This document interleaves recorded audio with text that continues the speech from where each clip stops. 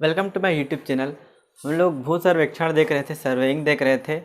तो हम लोग कुछ चीज़ पढ़ चुके हैं। इसमें हमारा तीसरा नंबर टॉपिक में हम लोग उपकरण में, इंस्ट्रूमेंट्स में चैन और फीता को देख चुके हैं। अगर आप लोग नहीं देखे होंगे तो मेरा पिछला लेक्चर देख लेना, लेक्चर 1 देख लेना सर्वेइंग का, भू सर्वेक्षण का, आपको मिल जाएगा यूट्यूब में। और आपको अब कील से शुरू करना है। तो कील क्या होता है? एक चैन के साथ 10 कील रहता है। वो कील इस तरीके से होता है, एक साइड गोलाकार होता है और एक साइड नुकीला होता है। गोलाकार इसलिए होता है ताकि पकड़ने में आसानी हो, और एक साइड नुकीला इसलिए होता है ताकि उसको कहीं पर धंसाते बने। तो उसका उपयोग कील की तरह किया जाता है। कहीं पे हम लोग को फिक्स करना है, गाड़ना है चैन को नापने के लिए, तो उसका कील का उसका उपयोग किया जाता है। उसके बाद देखते हैं लक्ष्य दंड। ये क्या होता है? यह एक लकड़ी का गोलाकार डंडा होता है, रॉड होता है। ठीक है। ऐसे इस तरीके से नुकीला होता है ताकि कहीं पर गाड़ते बन जाए करके। और ये काला सफ़ेद रंग का, जैसे कि ये काला रंग का रहेगा, फिर काला रहेगा, इस तरीके से काला सफ़ेद रंग का बना होता है ताकि हम लोग को वो चीज़ दूर से दिख जाए। सिर्फ काला रहेगा या सिर्फ सफ़ेद रहेगा तो दूर से हम लोग आसानी से नोटिस नहीं कर सकते हैं। काला सफ़ेद आप लोग देखे होंगे रोड के जहाँ पे टर्निंग होता है उसमें ऐसे काला सफ़ेद का डंडा लगा रहता है ताकि वो आसानी से दिख जाए। वो पर्पज़ रहता है काला सफ़ेद करने का। या लाल सफ़ेद भी हो सकता है, जरूरी नहीं काला सफ़ेद हो। इसका लंबाई लगभग 6 से 10 फीट का होता है, फीट लंबा। और इसका जो व्यास है, ये गोलाकार होता है, बांस का बना होता है या कोई भी लकड़ी जिसको गोल कर दिया जाता है वैसे बना होता है। इसका व्यास 1 से 1.5 इंच, डायमीटर इसका 1 से 1.5 इंच, लेंथ 6 to 10 फीट इतना होता है। इसका काम क्या होता है? तो इसका काम जो हमारा स्टेशन होता है उसको सही दिशा में करने के लिए, या फिर हम लोग को कोई सीधा लाइन खींचना है। जैसे कि यहाँ पे हम लोग एक रॉड कर दिए, यहाँ पे एक रॉड कर दिए। अब यहाँ से हम लोग देखेंगे तो एक सीधा लाइन खींचने के लिए एक रॉड हम लोग यहाँ पर रखेंगे, इस तरह एक रॉड यहाँ पे रखेंगे। अब हम लोग एक लाइन में है कि नहीं उसको देखेंगे। तो सीधा लकीर खींचने के लिए इसका प्रयोग किया जाता है सर्वेइंग में। अब इसके बाद है 5वां नंबर, यहाँ पर लिख के देखते हैं लंब दंड क्या होता है, ऑफसेट रॉड। तो इसके पहले हम लोग लक्ष्य दंड, रेंजिंग रॉड देखे थे। वो कैसा था? काला सफ़ेद इस तरीके से था, लंबाई 6 से 10 फीट बताया था। तो इसी तरीके से ना जो लंब दंड होता है ना वो भी वैसा ही होता है। अब ये क्या चीज़, मतलब इसका लंबाई, जो लंब दंड है उसका लंबाई होता है 10 फीट, एग्जैक्ट 10 फीट होता है। वो 6 से, जो रेंजिंग रॉड था वो 6 से 10 फीट था, और ये कितना फीट है? 10 फीट। अब इसके ऊपर में उसमें क्या लगा रहता था, उसमें आपको बता नहीं पाया, उसमें ना ऊपर में छोटा सा झंडा लगा रहता था। और इसमें क्या लगा रहता है? तो इसमें एक हुक या छल्ला लगा होता है। तो इसमें हुक या छल्ला लगाने का क्या पर्पज़ है? रास्ते में अगर कोई झाड़ी आता है तो हम लोग चैन को फंसाकर खींच सकते हैं। इस चीज़ का उपयोग करने के लिए ये लंब दंड बनाया गया है। तो दोनों में ज़्यादा अंतर नहीं है, जो अंतर है उसी पॉइंट को लिख कर फिर आप, जैसे मैं इसका डिस्क्रिप्शन बताया हूँ वैसे ही लिख लेना। ये भी सफ़ेद काला रंग या सफ़ेद या लाल रंग का बना होता है, इतना पर्याप्त है। अब इसके बाद है खूंटियाँ। हम लोग क्या एक और चीज़ पढ़े, कील पढ़े हुए हैं। और ये क्या है? खूंटी। तो वो जो कील पढ़े हैं ना वो किस चीज़ से बना होता है? तो वो स्टील या तांबा से बना होता है। और जो खूंटी है ना वो लकड़ी का बना होता है, 6 फीट का रहता है, 6 इंच का होता है। और जो हम लोग कील पढ़े हुए थे वो कितना होता है? वह 10 से 18 इंच होता है। वहाँ पे आप लोग लिख नहीं पाओगे तो लिख लेना। जो कील होता है वो स्टील के होता है, तांबा का होता है।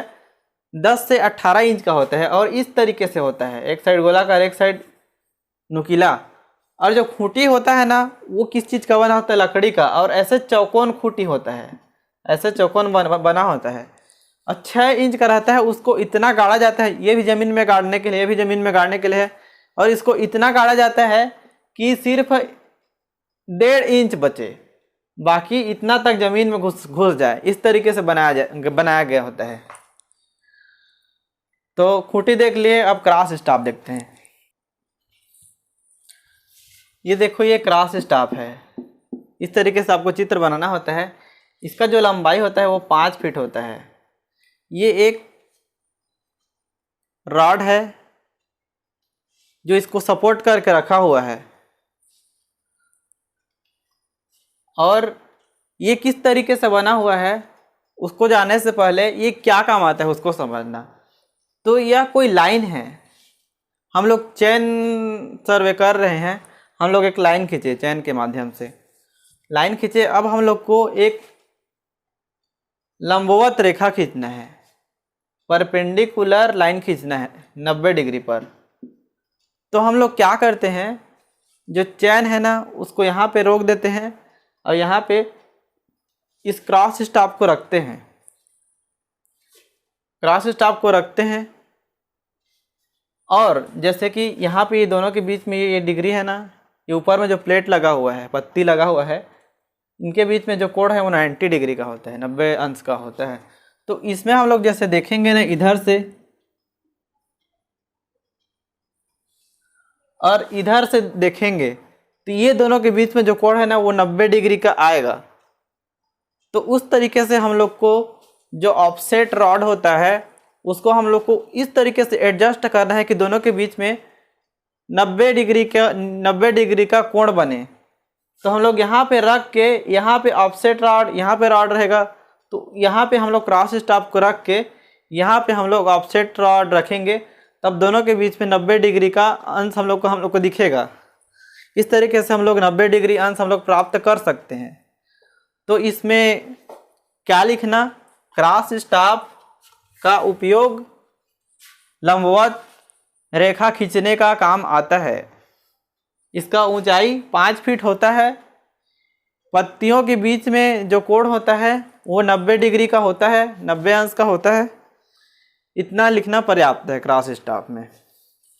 अब इसके बाद 8वां नंबर देखते हैं, दिक्सूचक सुई, मैग्नेटिक कंपास। इसको आप लोग जानते ही होंगे, ये क्या होता है, एक सुई होता है जो किस चीज़ का बना होता है, मैग्नेट का, चुंबक का बना होता है। चुंबक का क्या प्रवृत्ति होता है, वो उत्तर दिशा और दक्षिण दिशा में आकर रुक जाता है, तो हम लोग को दिशा का ज्ञात होता है।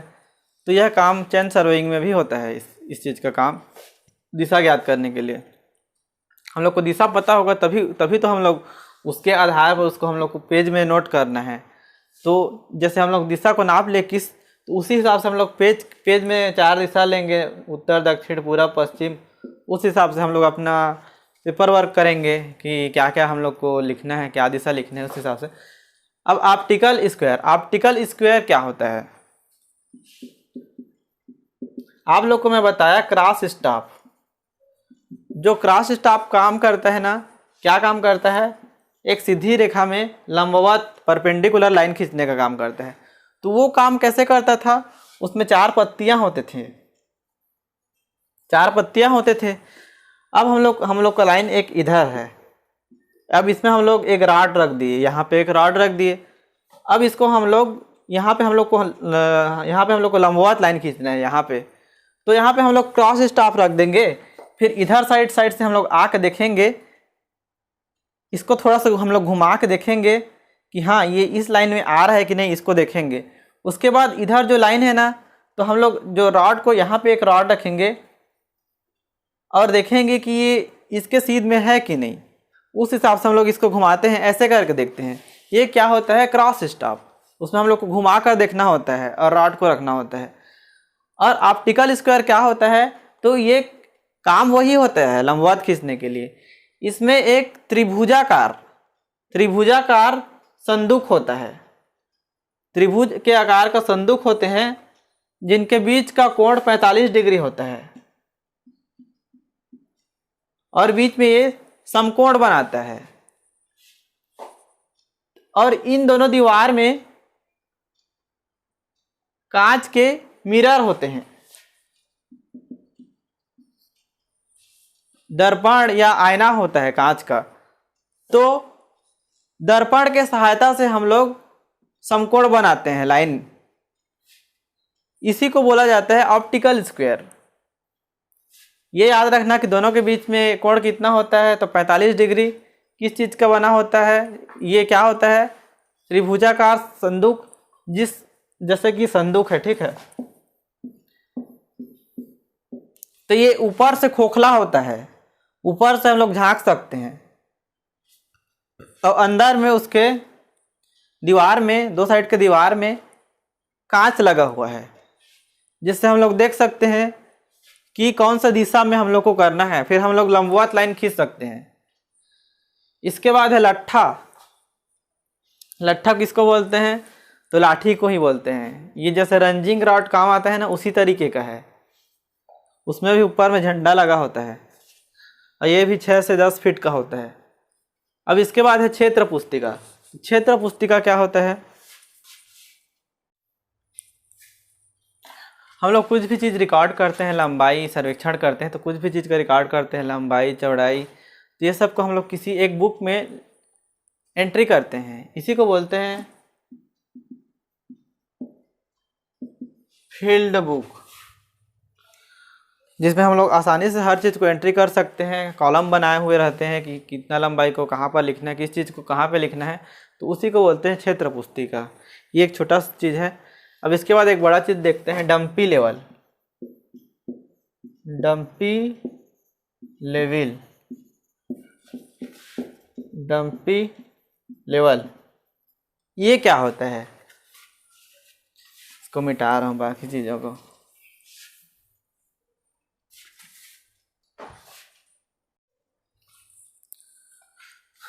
तो डंपी लेवल एक समतलन या लेवलिंग, चेन सर्वेइंग का नहीं है, चेन सर्वेक्षण का उपकरण नहीं है। एक समतलन या लेवलिंग का उपकरण है डंपी लेवल। डंपी लेवल का काम कब पड़ता है? कोई जमीन है जिसका ढलाव ऐसा है, तो वो जमीन के ढलाव ज्ञात करने के लिए, जमीन का ढलाव ज्ञात करने के लिए हम लोग को क्यों जरूरत पड़ता है? मेड़ बनाने के लिए, जुताई के लिए, सिंचाई के लिए, नहर बनाने के लिए।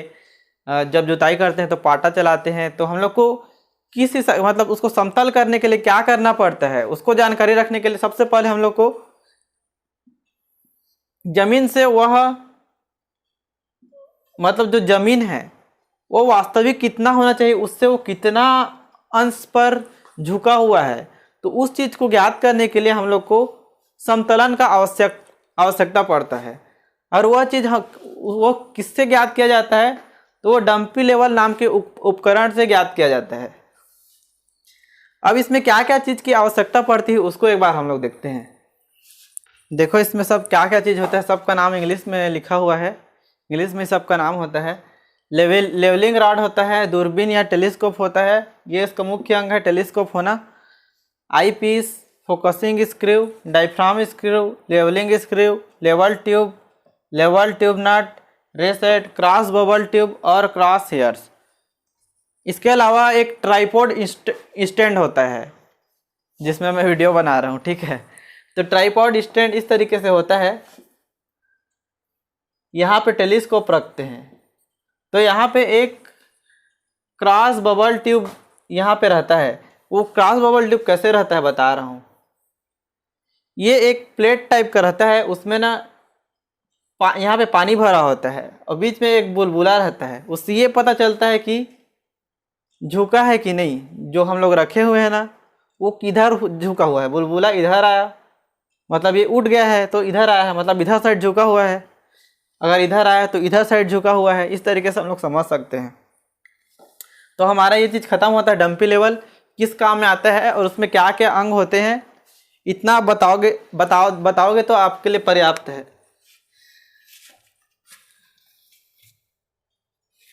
अब इसके बाद हम लोग एक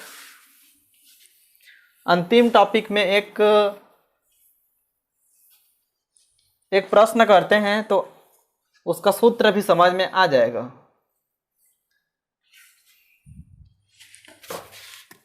चौथा नंबर टॉपिक लिखना और उसमें एक प्रश्न लिखना।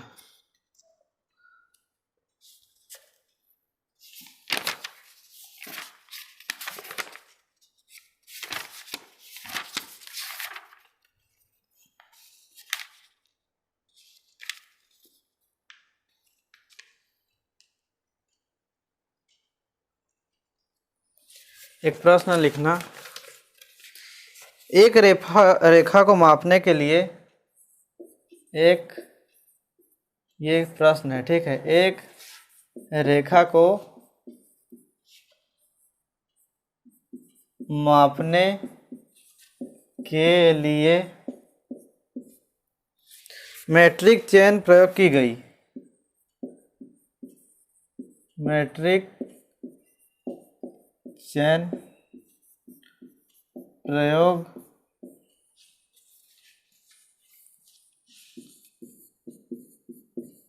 की गई जिसकी लंबाई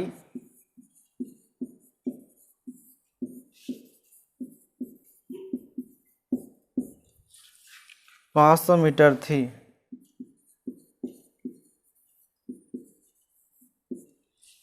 किंतु बाद में यह पता चला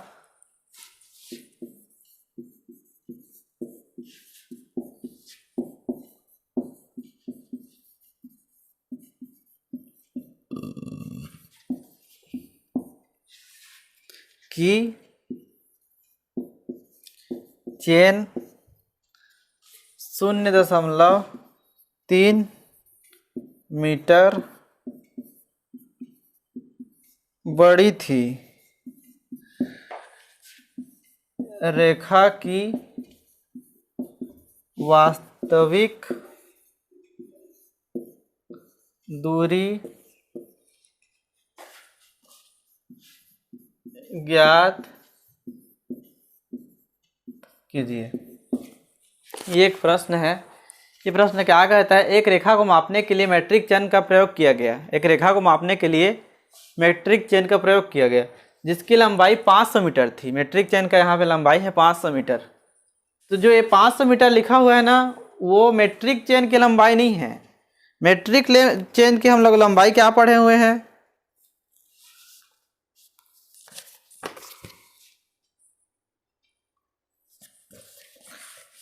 30 मीटर। 20 मीटर और 30 मीटर वाला होता है। चलो हम लोग 30 मीटर के लिए सॉल्व करते हैं ये प्रश्न को एक बार अच्छे से समझो। एक रेखा को मापने के लिए मीट्रिक चेन का प्रयोग किया गया है जिसकी लंबाई 500 मीटर है। तो ये मीट्रिक चेन का लंबाई नहीं है, ये किसका लंबाई है? एक रेखा को हम लोग नापे, एक रेखा को हम लोग नापे हैं, उसकी लंबाई है 500 मीटर। कैसे पता चला? तो एक मीट्रिक चेन जिसका लंबाई कितना होता है? 30 मीटर। 30 मीटर लंबाई का मीट्रिक चेन है जिससे हम लोग 500 मीटर के दूरी को नाप रहे हैं। अब हम लोग नाप लिए और 500 मीटर का दूरी निकला। अब हम लोग को बाद में पता चलता है कि 30 मीटर का नहीं है, ये 30.3 मीटर का है। इतना मीटर का ज़्यादा है। तो अब बताओ कि वास्तविक दूरी क्या होगा, कम होगा या ज़्यादा होगा? तो हम लोग चेन छोटा था तो नापे थे तो ये 500 मीटर निकला था, लेकिन चेन अब बड़ा हो गया क्योंकि वो एक्स्ट्रा खींचेगा। तो इसी के लिए एक सूत्र है। सूत्र को लिखना, वास्तविक लंबाई बराबर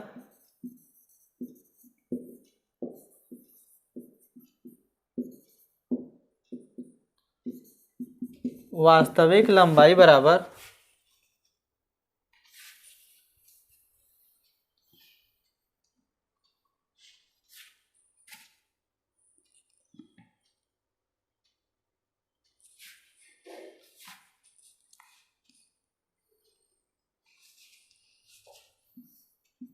L-L गुणित मापी गई दूरी। अब हम लोग क्या देखेंगे? जो 500 मीटर है ना, उससे ज़्यादा आएगा। देखना, ये एल डैश क्या है, वास्तविक लंबाई बराबर जो हम लोग ज़्यादा ले लिए हैं, हम लोग जिस चैन से नाप रहे हैं वो ज़्यादा का है, इसीलिए 500 मीटर आया है। हम लोग ज़्यादा नाप दिए हैं, लेकिन वो जो लंबाई है वो कितना का है, 500 मीटर की बड़ी थी, लेकिन वास्तविक में उसको कितना होना चाहिए था, 30 मीटर।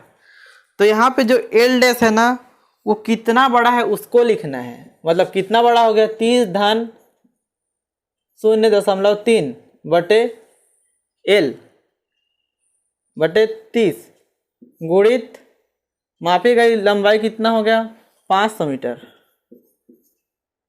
अब इसको हम लोग सॉल्व करते हैं तो हमारा उत्तर आता है 505 मीटर। तो हम लोग क्या देखते हैं, अगर ज़्यादा हम लोग ले लिए हैं तो कितना ये हम लोग का ज़्यादा होगा वास्तविक लंबाई। तो इस तरीके से ये सूत्र याद रखना, इस सूत्र में इसको कैसे रखना है उसको याद रखना, तो ही सब चीज़ बनेगा। तो आज की क्लास यहीं पर ख़त्म करते हैं।